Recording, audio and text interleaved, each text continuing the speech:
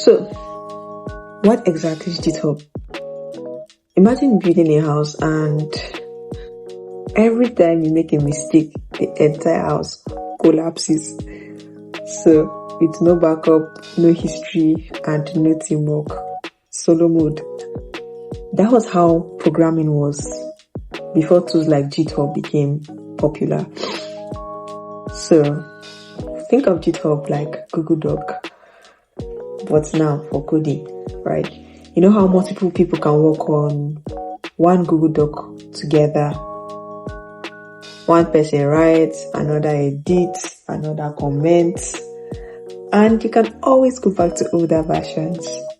This is basically what Google does for devs. So let's say a developer is building an app.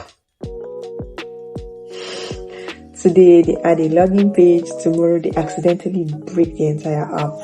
Without GitHub, total panic. With GitHub, they simply go back to the older working version. GitHub keeps track of every single change made to code. A lot of beginners confuse Git and GitHub. Here's the simple version. Git is the tool that tracks code changes, while GitHub is the website where developers store and share that code online. So Git is the engine and then GitHub is the garage. So today, some of the world's biggest projects live on GitHub. Things like apps, websites, AI tools, games. Even projects from companies like Microsoft, Google, and OpenAI use systems connected to GitHub workflows. Millions of developers upload code there daily. I won't say daily, hourly, secondly, millisecondly. So, when people started saying GitHub got hacked, developers everywhere paid rapt attention immediately because GitHub is not just a random website. It is basically one of the biggest digital workspaces for programmers around the world. And here's the crazy but interesting part. Most professional developers started by uploading just one small project to GitHub. One calculator app, a portfolio website, one tiny experiment. Just your index.html, just put it there. You to have a project there. You have a contribution to GitHub. Something you should be proud of.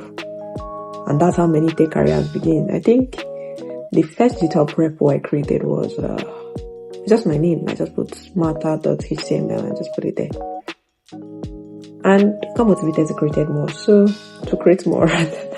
if you've been hearing about GitHub online and feeling confused, now you know that GitHub is where developers build, save, track, and share code with the world. And honestly, learning how to use GitHub is one of the first real steps into tech, because GitHub is just like Instagram for developers. We vibe there. So you can join us too.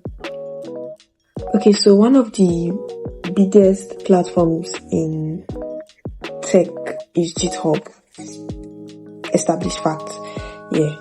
That weird place where the cat's logo, where developers store code like it's digital Lego sets. But recently something interesting happened, A legendary developer, Michel Hashimoto, made a move that got the internet talking. After years of building in public, he basically said, yeah, I'm not fully comfortable keeping everything on GitHub anymore. And the project at the center of this conversation is called Ghosty.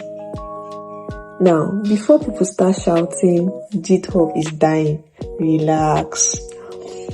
This is not a collapse story. This is more like trust and control conversation happening in tech.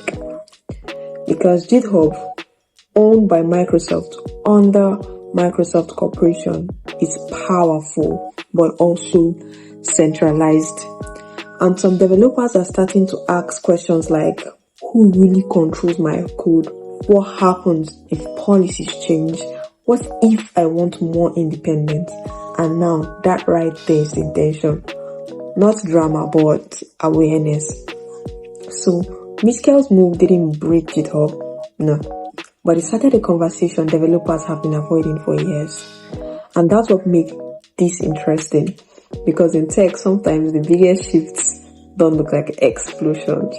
They just look like quiet decisions from one very smart person. So, let me ask you, if you build something important, would you trust GitHub fully with it?